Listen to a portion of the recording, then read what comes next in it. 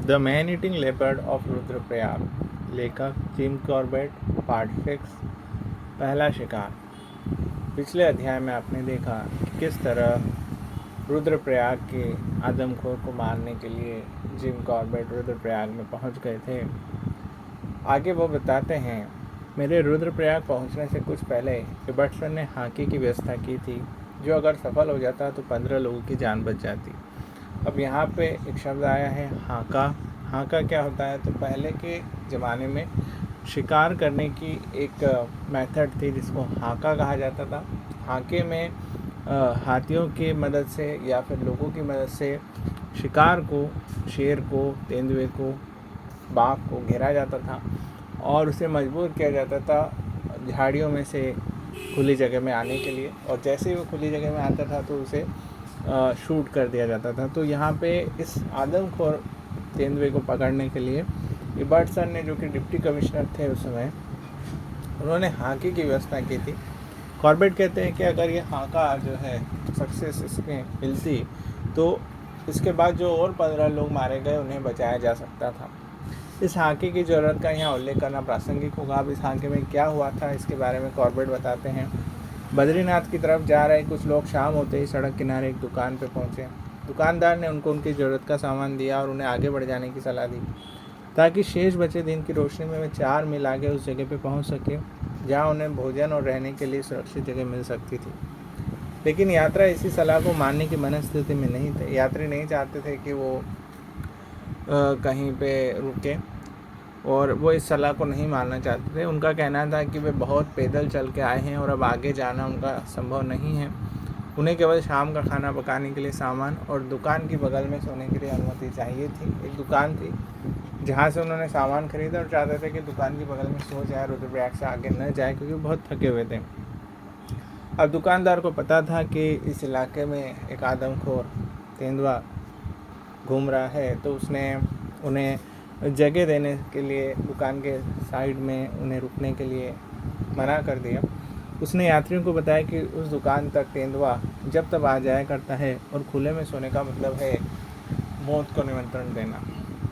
तो दुकानदार ने स्पष्ट कहा कि भाई यहाँ पे जो आप अगर सोना चाहते हैं तो ये आपके लिए सुरक्षित नहीं रहेगा। इस दुकान के आसपास में तेंदुआ गश्त करता है और आप खुले में सोना चाहते हैं और इसकी वजह से आपको नुकसान हो सकता है। अब जब ये बहस चल रही थी तो एक साधु वहाँ पे आया जो मथुरा से आके बद्रीनाथ जा रहा था। साधु यात्रियों की बात को सही ठहराने लगा। साधु ने कहा कि यात्री लोग सही कह रहे हैं, ये बहुत थके हुए हैं और इन्हें सोने के लिए साइड में आप परमिशन दे दीजिए दुकान के। उसने दुकानदार को एक ऑफ़र भी दिया। उसने कहा कि यात्री दल की महिलाओं को दुकान में रहने की जगह दें और स्वयं पुरुषों के साथ चबूतरे पे वो सो जाएगा। उसने कहा कि जो महिलाएं हैं इनको दुकान के अंदर सोने के लिए जगह दे दी जाए और जो जेंट्स थे उसमें जो पुरुष थे वो और साधु बाहर जो चबूतरा बना हुआ था उसके ऊपर सो जाएंगे। आदमखोर या किसी और ने अगर उन पर हमला करने का दुस्साहस किया तो वह उसे जबड़ों से पकड़ कर दो फाड़ कर देगा। ऐसा जो है प्रस्ताव, ऑफ़र दिया साधु ने दुकानदार को कि आप चिंता मत करो, जेंट्स के साथ मैं बाहर सो जाऊंगा और महिलाओं को आप अंदर सुला लीजिए, और अगर तेंदुआ हमला करता है तो मैं उसको मार दूंगा। इस प्रस्ताव ने, अब ये जो ऑफ़र था इसकी वजह से जो शॉपकीपर था, दुकानदार था, वो राज़ी हो गया। इस तरह यात्री दल की ये जो ग्रुप था ट्रेवलर्स का, इनकी 10 महिलाओं को दरवाजे और ताले वाली दुकान में जगह दे दी गई सोने के लिए और 10 लोग एक पंक्ति में चबूतरे पर लेट गए। महिलाएं थी वो अंदर चली गई और पुरुष जो है वो बाहर एक चबूतरे पे प्लेटफॉर्म पे लेट गए। साधु इन लोगों के बीच में सो गया। सुबह जब चबूतरे के यात्री उठे तो उन्होंने देखा कि वहाँ पे जो साधु था वो वहाँ पे नहीं था, वो गायब था। जिस कंबल पे साधु सोया था उसमें काफ़ी सलवटें थी और जो चादर उसने ओढ़ी थी वो उस प्लेटफॉर्म से, उस चबूतरे से कुछ दूरी पे पड़ी थी। उस चादर के ऊपर कुछ खून के दाग थे। बाहर लोगों का कोलाहल सुन के दुकानदार ने दरवाज़ा खोला। बाहर लोग चिल्लाने लगे और ये सब आवाज़ें सुन के शॉपकीपर दरवाज़ा खोल के बाहर आया और एक ही नज़र में उसे समझ में आ गया कि यहाँ पे क्या हुआ था। जब धूप आ गई, दुकानदार अन्य लोगों के साथ खून की जो लकीर बनी हुई थी उस प्लेटफॉर्म से आगे तक उसका पीछा करते हुए 3 खेत नीचे एक घेर बाड़ वाली दीवार तक पहुंचा, जहां दीवार की दूसरी तरफ उन्हें वो साधु दिखाई दिया। उसके शरीर का निचला हिस्सा जो था, जो कमर के नीचे का भाग होता है, वो पूरी तरह से खाया हुआ था।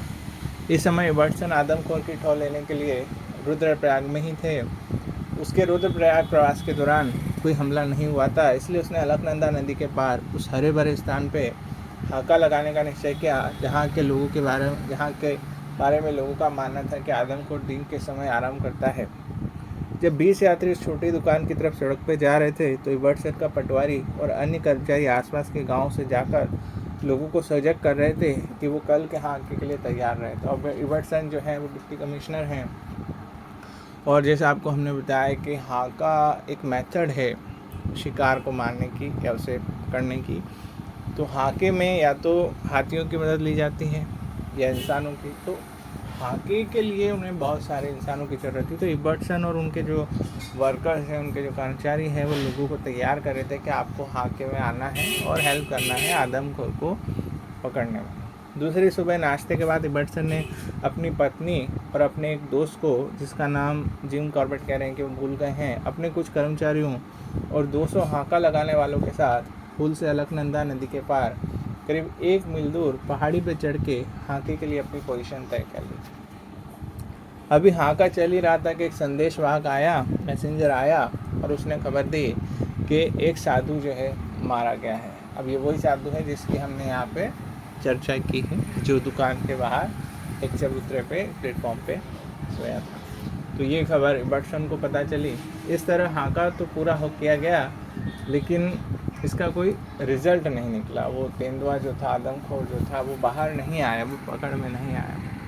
तो एक मीटिंग रखी गई, एक बैठक की गई। इस बैठक में फैसला किया गया कि इबर्टसन और उसका जो ग्रुप है और 200 हाका लगाने वाले लोग अलकनंदा के दाहिने किनारे पे 4 मील ऊपर की तरफ पुल से नदी पार करें और बाएं किनारे पे शिकार के स्थान पे पहुंचे। ऐसा ही किया गया और कर्मचारी लोग आसपास के क्षेत्र से ज़्यादा इन्फॉर्मेशन को कलेक्ट करने के लिए अलग अलग गाँव में, अलग अलग इलाकों में चले गए।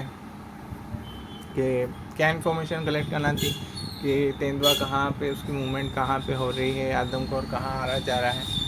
जिस जगह पे वो आता जाता उसी जगह पे हाका लगाया जाता है। तो ये सारी इन्फॉर्मेशन के लिए वो अलग अलग जगहों पे उनके जो वर्कर है इबर्टसन के फैल गए।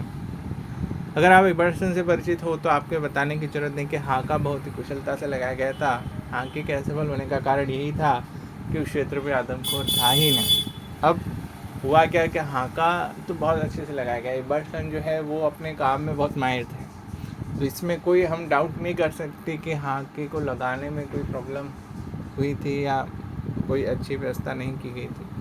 बहुत ही अच्छे से हाके को लगाया गया था, लेकिन वो हाका असफल हो गया। कारण ये था कि जिस एरिया में उस हाके को लगाया गया, उस ग्रुप को लगाया गया, उस जगह पे वो आदमखोर नहीं था। जब कोई तेंदुआ या शेर अपने शिकार को खुली जगह पे छोड़ देता है तो ये इस बात का संकेत है कि उस शिकार में उसे और अधिक रुचि नहीं है। शिकार को छकने के बाद वह दूर निकल जाता है।